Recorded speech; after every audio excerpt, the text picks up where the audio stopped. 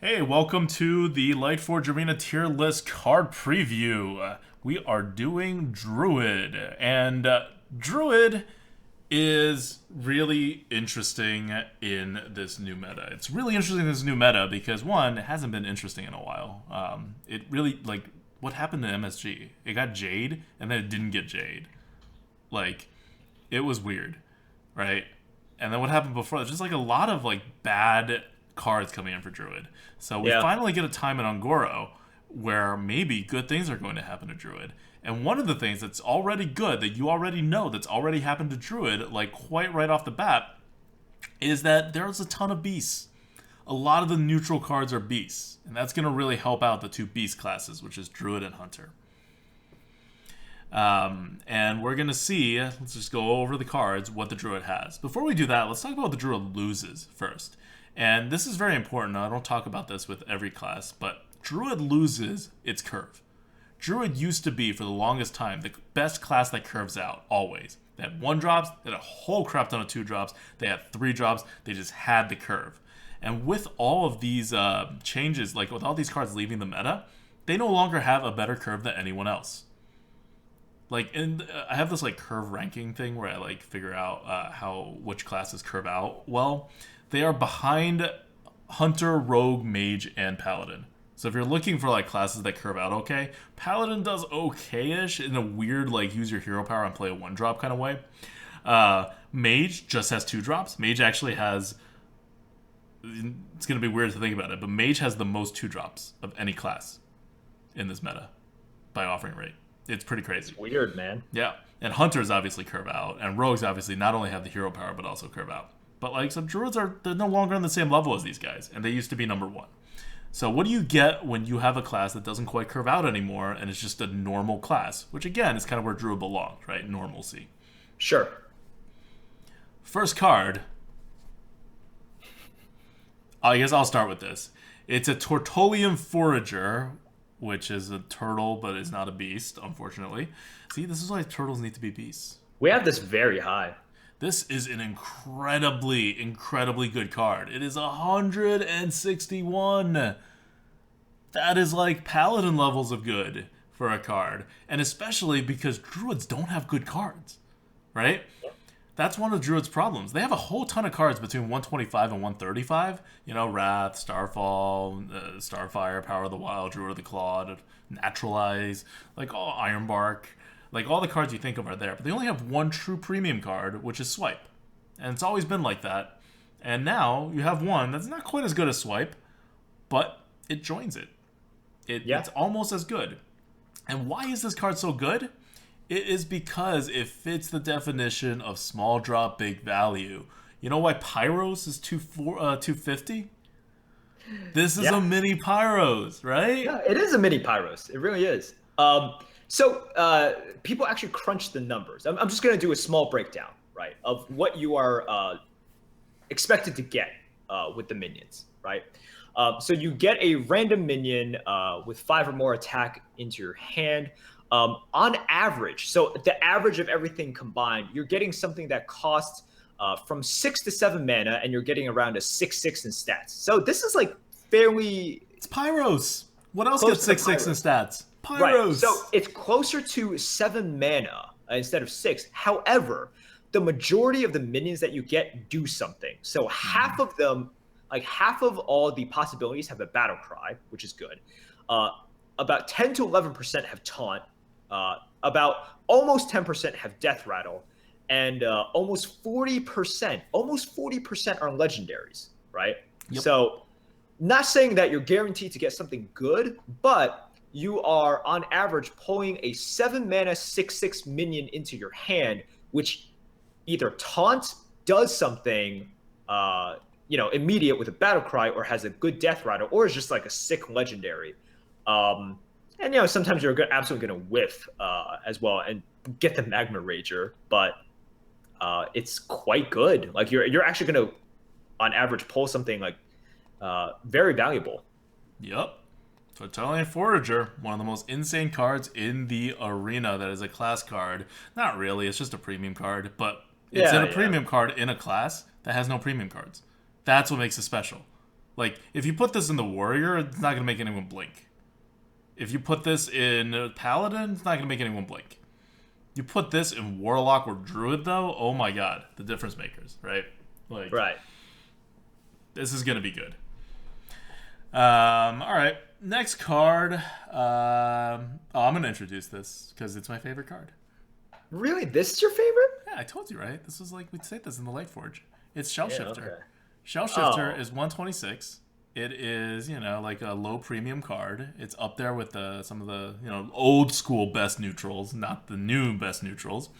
And it's almost at the level of your Ironbarks and your Starfires and whatnot, but not quite. It is a 4 mana, either a 5/3 with Stealth or a 3/5 with Taunt. So that's amazing flexibility. And they do very different things. And it is a 4-drop. And once again, like, they hollowed out the curve, right? The curve is weak. And this is a very strong curve card on 4. And Druids were always weak as a curve card on 4. So this is actually like a very welcome kind of thing for the Druid.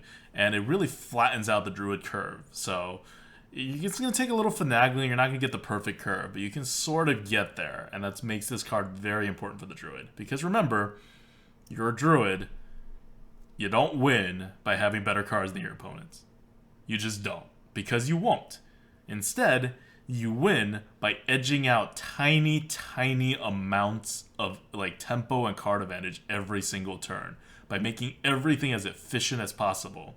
Because you could be on the board, you could be off the board, you could taunt to screw with their initiative, you can heal so they can't be too aggressive, even with your hero power. You have reach, even with your hero power, and a lot of class cards. You can do weird combo-y things with beasts. You have that stealth, you have that taunt, you can do anything.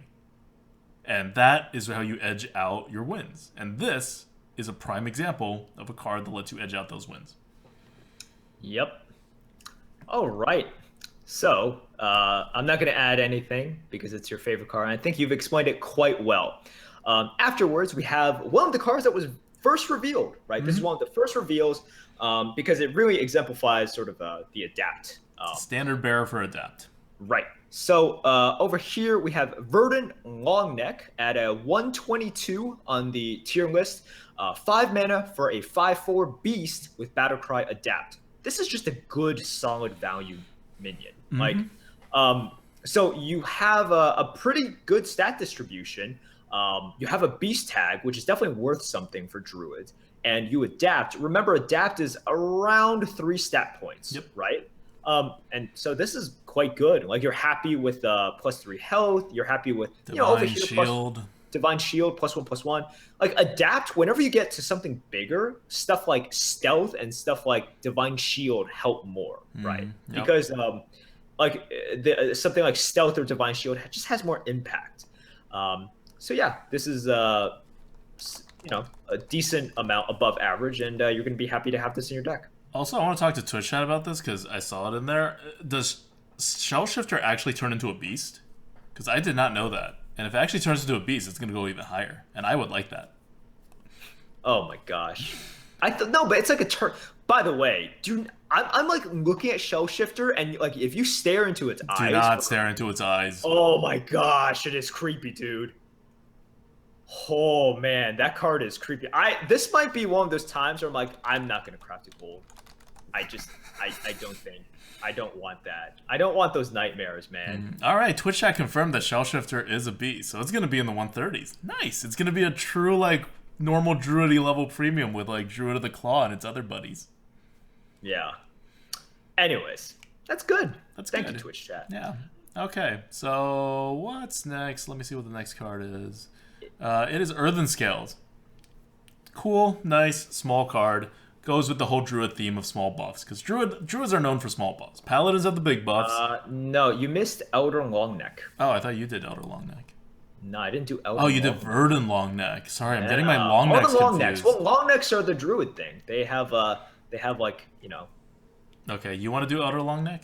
Sure. Elder Longneck is a 3 mana 5/1 beast with Battlecry. If you're holding a minion with 5 or more, attack, adapt. So this is coming in at a 108. Halfway between Yeti and a normal card?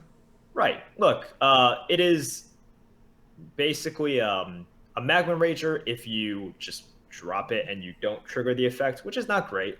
But if you do trigger the effect, like this is pretty good, right? Adapting this, getting a Divine Shield is just a better Scarlet Crusader. If you get the health, it's A insane. much better Scarlet Crusader. Oh yeah, a much better Scarlet Crusader. And if you get the health, it's insane. There's a lot of good things. Like if you stealth this, then yeah, that's absolutely fine.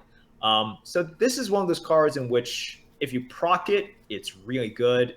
You still do need to proc it. Like if you don't proc it, it's actually terrible. Yeah, but like it's not hard to proc.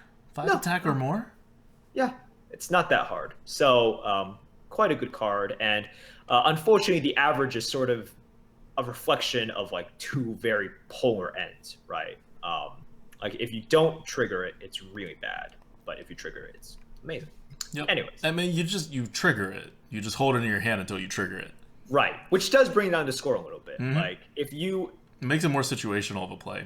Right? And it definitely hurts its curve score. Because you can only play it on curve a certain number of times. Like a certain percentage of times. Right. Or you just go Forager into that and you just win the game. Yes. Yes. You don't win the game. No. You Forager into that, you're very sad. It's fine. Or no, you Forager and then you play that. Because you have a minion with 5 or more attack on your Oh, I thought you got it from the Forager. You can get it. No, that's bad. That's bad. Because it's random. You don't control it. I'm like, no, don't do that. That's not a good, like, 2-3 play. Anyways. Okay. Earthen skills. As I was saying, earthen skills, you buff small minions. I mean, you buff minions a little bit. For a while, they gave Druids these, like, kind of, like, big buffs, like, +5/+5. So I'm glad they're going away from that, back to the small stuff. I like this flavor for the Druid. It's very, like, paladin-y, but, like, half. Just, like, it pings, so it's very roguey, but, like, half. It heals, it armors, so it's very warrior-y, but, like, it's Druid. It does a little bit of everything, but nothing too well, right? It's how you edge. You get that little bit of advantage every time, because you can always pick what you need. So, Earthen Scales, 1 mana, get +1/+1. Not a terribly great buff. The Paladin version gets you +1/+2, and it's not even that great. And then you gain armor equal to its attack. So its primary goal is actually you're gonna heal a lot from this, right? Because you're not gonna gain 1 health. You're gonna put it on whatever size minion, and you're gonna get 5-6 health. You're never gonna buff a 1/1 into a 2/2. That doesn't help you. Period. Right? So this is it's a very flexible thing. You're gonna need health, right? Druids always need health because their hero power runs on it. So the health lets you hero power more later on. It's a deceptively good card. It's coming in at a 105. You're not it's a below average card in your deck. It's an above average normal card. You're gonna be able to take it here and there. Not gonna be ecstatic, but I think you're gonna be surprised at how not bad this card is. Yep. And then we go all the way down. Right. Oh, it says one card left. Oh god, this card. We got Evolving Spores. It's a rare spell, 4 mana to adapt your minions. Now, as I understand it, you choose 1 adaptation for everything, right? Yep. So you choose 1 adaptation for everything, even though it may not fit everything, because right. you have different size minions on the board. You have different size minions. That's the thing, and you really need this to hit on 3 minions to make it worth it. Yep. 2 minions is okay. No. 1 minion is 2 minions bad. Isn't even okay. You really need for it to hit on 3. If you get it to hit on 4 minions, it's actually quite good. Yes, right? But then you would have to have 4 minions. Exactly, and I think you're doing okay. Yeah. In that instance. That's not at that point you just Savage Roar and win the game. Why are you evolving spores? Right. So this is coming in at a 59 on the tier list. It's just not good. It's horrible. It's one of those cards, yeah. And certainly doesn't help you get onto the board or offer you any sort of presence. So yeah, those are Druid cards. So overall, I like the set for Druid, just because its baseline is so low. That what they're doing is improving the Druid, and it's improving the Druid in the right way. It's creating flavor for it in the correct way. So let's look at its what do you call it? Epic cards. They don't matter too much just because they're not good, and it's Druid, so it doesn't really matter too much. Druids already have 2 pretty good epic cards to anchor itself. First one, Giant Anaconda. It's 97. almost as good as a random card. It's a 7 mana 5/3 beast, which sounds horrible, but its Death Rattle is summon a minion from your hand with 5 or more attack.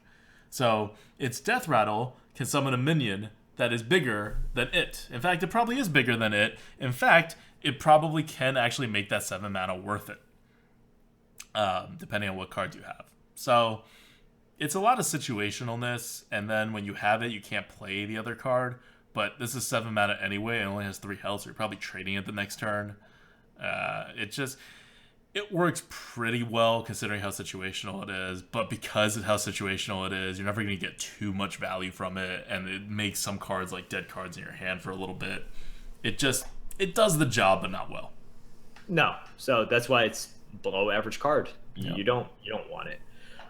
This next card I think is interesting, and I've thought about it. Like, I've rolled it in my head quite a few times. I still don't know. Because we have it low, and I think some people think it is really, really good. What? Yeah. Who thinks it's really, really good? Anyways, let's talk about this card. Living Mana, 5 mana. It's a spell that transforms your mana crystals into 2/2 minions, and you recover the mana when they die. Okay, so just so we know, like, this is how I rated the card because I read this. The mana you recover are empty mana crystals. You do not recover full mana crystals when they die. And this is a huge difference. It is a huge difference, right? And so, I actually don't know. So you recover empty mana crystals when you die, which means that each thing it costs, or not each thing costs at least like 5. So the first 5 cost 5 mana, right? Right. And then you could get like up to like 2 free ones. Yes. Right? And then when they die, you get your mana crystals back, but they eat up the mana crystals again the next turn because it's all empty. So, right. Therefore, even if you use it most efficiently and get 7 2/2s, that's still costing you 12 mana over the course of 2 turns at best if all your dudes die the next turn. Yeah. No, I mean, I know some people like the card, but I think, I just want to make sure because that's how I thought about it as well. In terms of like, you don't, because if you get back the mana crystals and you can use it immediately, that's really good. Like, that's a lot better, right? Because you're basically, you're significantly like decreasing the cost of this. But I do believe that you get back as empty. And if you get back as empty, this card is really awkward. Mm-hmm. Because, they can also, like, 2/2s, they're just vulnerable to everything as well. Like, you could just get AoE'd at the same time.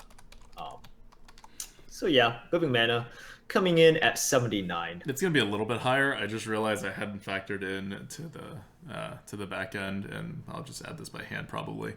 The fact that you gain additional mana crystals if you play it on turn 10. Like, because you gain an additional like mana, right? Right. And the way I'm calculating it doesn't factor that in. Sure. So it's gonna get a little bit of extra stats, of extra points. Not like you're really gonna take it. Yeah. Anyways, those are the epic cards. Let's go to the legendary. I think this card is so cool, but legendary, we have Tyrantus. You think this card is so cool? Yeah, I think it's cool. As in, like, I do want to see like the art for it because. Okay. I thought you thought like the card design was cool. Oh no, I'm like, this is a pretty boring card, dude. Card design is boring. So Tyrantus is a 133 on the tier list. So pretty good, right? Yeah. 133. Normal premium cards. 10 mana for a 12/12 beast. Can't be targeted by spells or hero powers. And I want to see it because it's going to have that veil over it, right? It's going to have the veil, and once it's like golden or something, I'm expecting a cool animation. So look, you think its neck will turn like the turtle? I hope so. It looks like it could turn.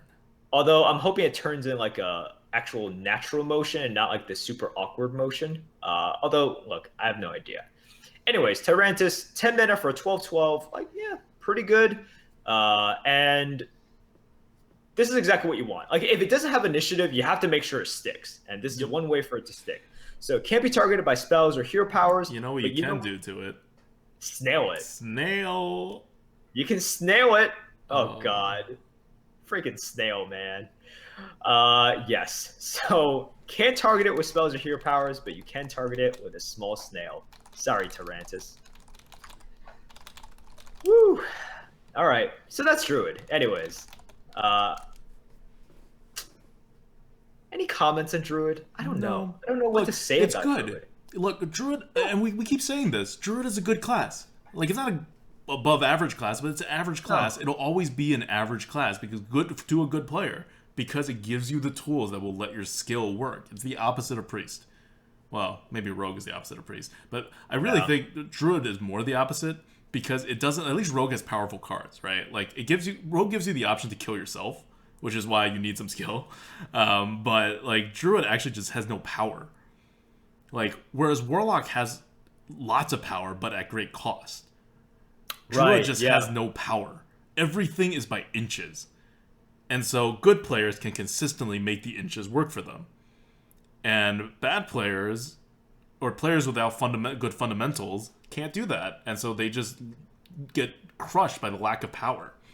And what Druid got in this expansion is more of the same. But like in a good way, right? Like they didn't get screwed by this expansion. They got more of the same. You got this like nice powerful card that matches Swipe, but is a card advantage card rather than an initiative card. So it has the flip side to it. It's got a bunch of, flexible cards to fill in the gaps, and it's got the beast synergy buffed a little bit. Yeah. It's in a good place. I am really excited to play Druid just because of how normal and stable it is, which I understand means no one else wants to play the Druid. This is definitely something that keeps with the class identity of Druid. Like good, powerful minions that give you choices, that give you flexibility. And look, we are going into sort of a value-oriented and a little bit slower meta. And what did the Druid get? Right, it got a 2, it got a 3, and it got a value 2.